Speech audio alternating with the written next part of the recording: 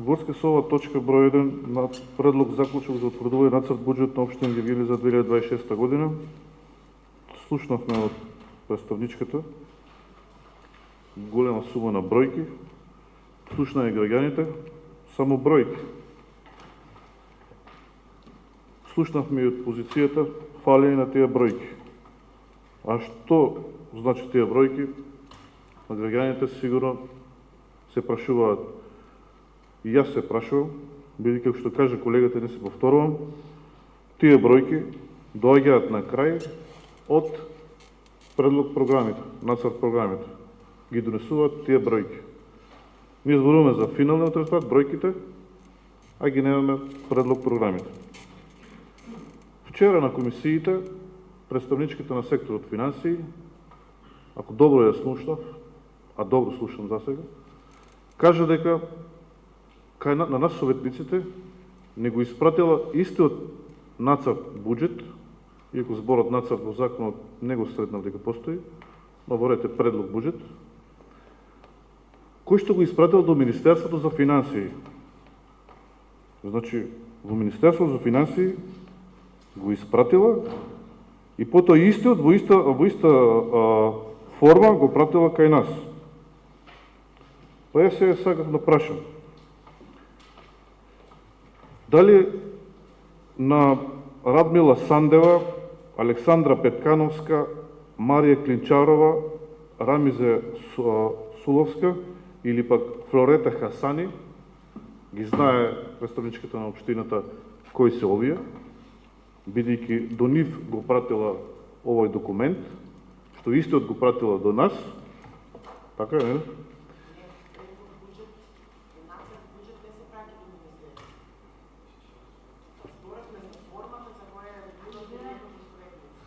Го пративте во Министерството за финансии нацрт, формата. Вчера ни кажавте од тоа место или од ова место дека во истиот форма кој што го пративте до Министерството за финансии, го пративте и до кај нас, советниците. Тоа го кажавте.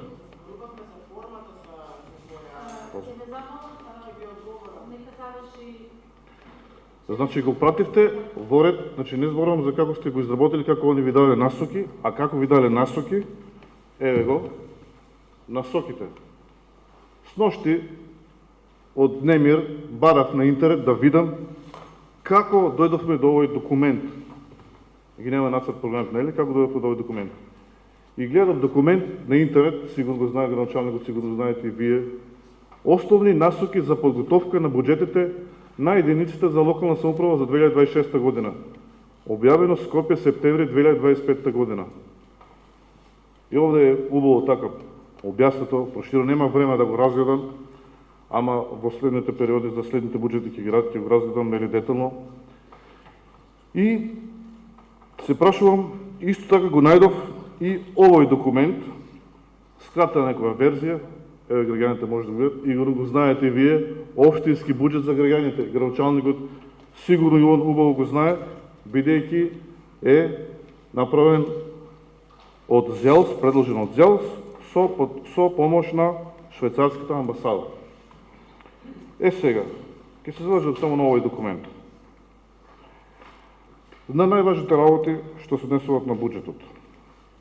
И вели во него кој е одговорен за буџетот на општината. Не сте вие, да, од секторот за финансии, тоа е многу јасно. Викате, градоначалникот е одговорен за подготвување на буџетот на општината и за негово доставување до советот на општината, како и за негова реализација.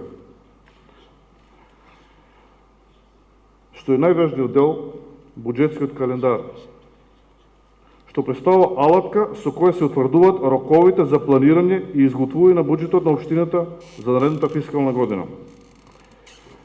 Активностите веќе по кои се одвива буџетскиот процес се одвиваат во текот на целата година според динамиката на буџетскиот календар кој го донесува Совет на општината.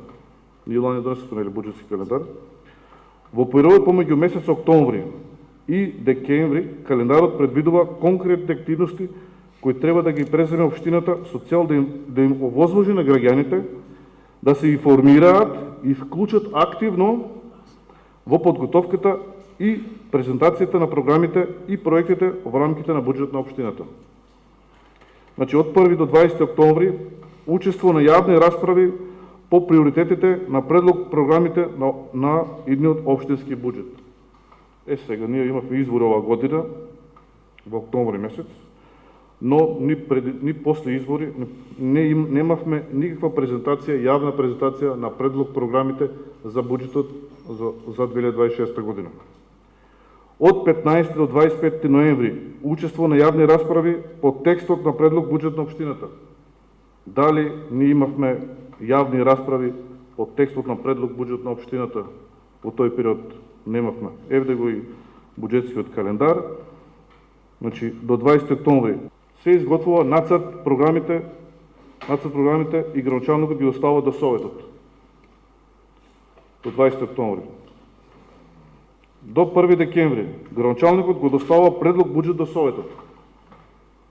Ништо од овие термини не се запазени до сега од градоначалникот.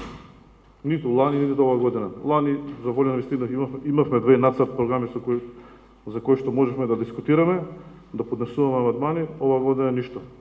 Сега ние требаше да имавме јавна расправа на оваа седница, да поднесуваме амандмани ние, да ги слушаме гласот на граѓаните на тие јавни расправи, на нацрт програм, на програмите, на предлог програмите и на предлог буџетот. На последната седница од годината требаше само да имаме конечната и финална верзија на буџетот, да го изгласаме со за, кој ќе гласа за, кој против, кој воздржал, негово право. Ние се доведуваме во ситуација да треба да сега да спремаме амандмани за некои работи што не знаеме на што да спремаме. И на таа последна седница ќе треба да одлучуваме дали некој амандман ќе се прифати. Па не, нормално дека нема се прифати. Кога тој амандман ќе се вметне во него предлог буџетот? На самата седница ли? Кога ќе се разработи тој амандман? Никогаш. Вака не го слушате гласот на граѓаните. Вака не се води политика. Затоа ве замолувам во иднина овие документи сериозно да ги разгледате, да се придржувате на рокови и да ја тераме процедурата како што е пропишена во законите за доброто на сите граѓани. Благодарам.